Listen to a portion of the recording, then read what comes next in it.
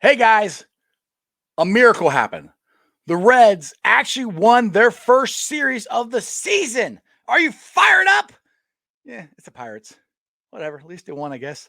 Anyway, I had a great discussion with Josh from Houday Nation, and it took a little different turn. We started talking about the Reds and our thoughts on the ownership, fan favorites, and what direction the Reds are even going in.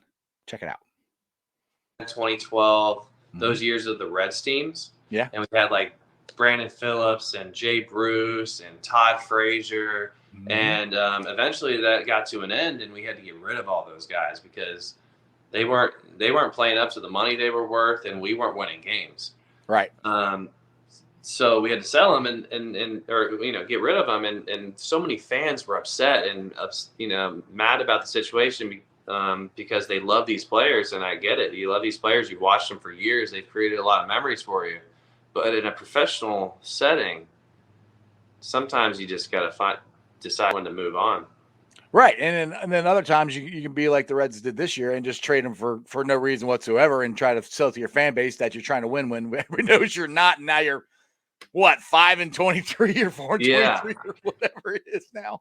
And oh my gosh, that I could go on about that. Oh, Jeez. like I said, I've said this before, and I don't like to talk about the Reds too much because they irritate me too much. But the one that sent me over the edge was when they traded Jesse Winker, and I think it was mostly to try to get Eugenio Suarez's contract. But you gave up Jesse freaking Winker, like But right when he's hitting his all-star stride, right when you developed him, you got him to the point where he's hit one of the best hitters in the National League. He made his first All-Star game, yada yada yeah, yada. Oh, let's trade him. But yeah. hey, we're trying to win. Get out of here. Right. I saw a graphic where, like before the season, somebody screenshotted it on the MLB Network where they were talking about like best positions in the American League, and they said the best left fielder in the American League was Jesse Winker. Ah, I know. But no, we're trying to win. Yeah, And yeah. It that's was. what's going to kill me is we And got Jonathan India, we got Hunter Green, Nick Little. By the time those yeah, guys are good, maybe maybe by the time by the time we're good again, those guys will cost too much money. They'll have to trade them again. yeah. Well, and then with Suarez too, I don't even agree that his contract was too much. No, I don't either. It was a I team think he friendly was. contract. I think his annual salary was like 10 million, which, other than the way he played last season, he plays above that value. For modern day baseball, 10 million for a position player that in one season hits you 49 home runs and multiple other seasons hit 30 plus. That's actually huge value. Um, so I don't know if they just thought he wasn't going to come back after what he did last year, or because he's already got a handful of home runs in Seattle. Yeah. I don't know what the Reds ownership is trying to do. That I think to me that's the biggest problem. Us fans don't know what they're trying to do other than not spend money. I mean, that's what it looks like. There is no direction because let's just roll back here. All right, we go back to let's just say 2019. That's when they went and traded for Sonny Gray and they started trying to become a playoff team. We got Sonny Gray and we got I can't remember his name now. Wild Horse, the outfitter we got from Puig. Oh yeah, yeah. We got Yasiel Puig. So we added people that year. So 2019, we added some people. That was cool. And then we turned around the end of the year, we traded Yasiel Puig, which they weren't going to re-sign him, which I had no problem with. Yeah. And we ended up getting Trevor Bauer out of the deal. Great trade. Awesome trade. Then we go on to 2020. You signed Nick Castellanos. You signed Shohei or Shogo, which didn't really work out too well. You signed Moose. You signed all these guys, and I know the pandemic happens, yada, yada, yada. Again, I'm sorry that happened. It happened to everybody. And, they go 22 innings and not score in the playoffs. Then 19 rolls around. And the only thing they really have to do is add a couple pitchers in the bullpen. During the season would have been nice, but they don't do it till the end. And then they just give everybody else away. It's just like you went to this plateau. Like, all right, we're a World Series team. Okay, it didn't work. Screw it. We're out. We're just. It doesn't make sense. And it's to me, like one of the most hurtful things is it's like the level of disrespect to like I feel like you like owe it to Joey Votto at this point to give that man a squad. Like I know he's had some, but like give him one last shot at it. Like don't just have him okay, he's not like being held against his will. He's getting paid like $30 million, but still, it's gotta be hard for him to come to work. I'm like, and knowing they got no shot to win. I mean, Yeah. I don't care how much money you get paid. If you're a competitor, and that's what these guys, they're all competing. They all want to win, no matter how much money you make or whatever, you want to win. And you come in and you have no shots. That's got to be mentally hard to try to get up for every game to try to compete, because it's just it turns into an individual battle. Okay, I'm going to beat this pitcher today. Okay, I'm going to, I'm going to do this. It's not, because it's hard to have a team-oriented one because your team sucks. Yeah. Oh, and sidetrack back, the COVID year, we would have won the World Series in a real season. I don't know. That year, that one was so messed up. I think we would have won the World Series in a real season of the COVID year. That roster was stacked. That roster was stacked, but our offense never got on track that year. That was the biggest. No, but no, like nobody really got on track. Not just from a grand scheme of things, the year was weird, and there was a lot of players that had bad averages that were outliers in their careers, not just in Cincinnati.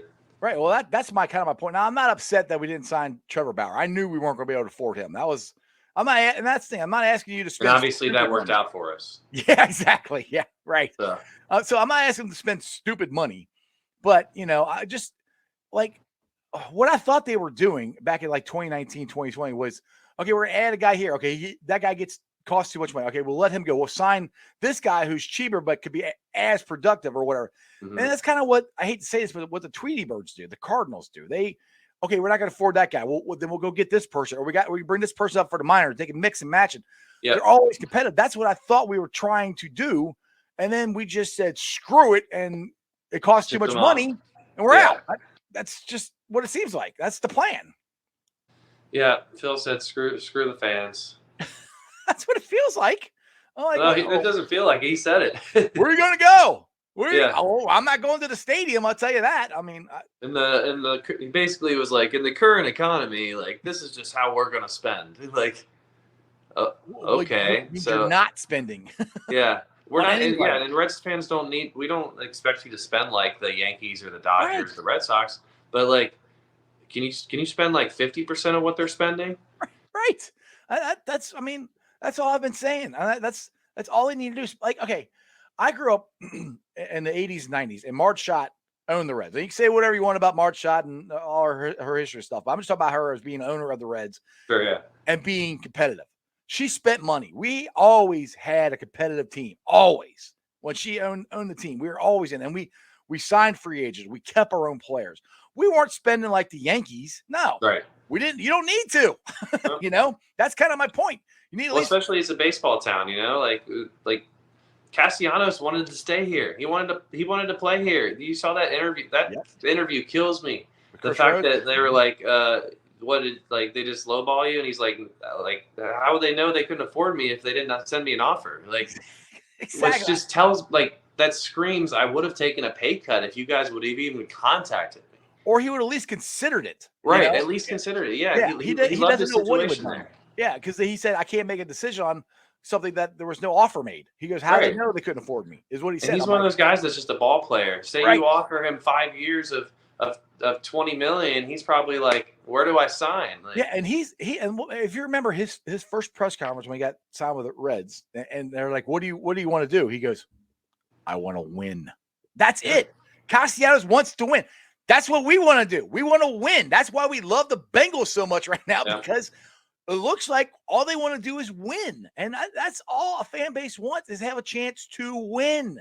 Yeah. And when you don't, look, since the stadium GABP opened up in 2003, we've went to the playoffs 4 times. That's it. That's the only times we've went. That's pathetic. And if you guys remember, you were still living here at the time, Josh, I think. Mm-hmm. They were talking about, 2023, we're going to be a good competitive ball club. That's what they kept saying. Yeah. Or not 2003, we're going to be a competitive ball club. Well, we weren't. We stunk. Oh, yeah. We weren't even get to 2010. So I get so tired of hearing this. Oh, we're going to be good at this time. Oh, we're going to be good at this time. I'm going to steal this line from Lance McAllister. Sometimes you don't pick the year picks you. Mm-hmm. And that's what happened last year. That's what happened last year with the Bengals. Yeah. Yeah. It just sometimes happens. And when it happens, you got to grab onto that lightning bolt and ride it for all it's worth, because you never know. It was just because along the way they were doing all the right things too. All right, guys. To hear the rest of the conversation, I'll be releasing it today at 5:30. I won't be doing a live broadcast. I have something else that has come up that I have to do. So the whole interview that me and Josh did today will be released at 5:30 today. So that'll be my show at 5:30. But I hope you guys enjoyed this video. Like I said, I'm with you guys. I am so frustrated with the Reds. It is hard to watch them. I love the Reds. I'm still watching them. I'm probably not going to go down to any of the games in the stadium, but never say never. You never know. I might go, but right now I'm not planning on it. Anyway, for more great videos like that, make sure you stay tuned to the channel. Make sure you hit that subscribe button. And every time I go live, you'll be notified. Get the notification bell and all that stuff. Thanks for all the support, and check out the rest of the video at 5:30. And that's just sports, baby. See ya!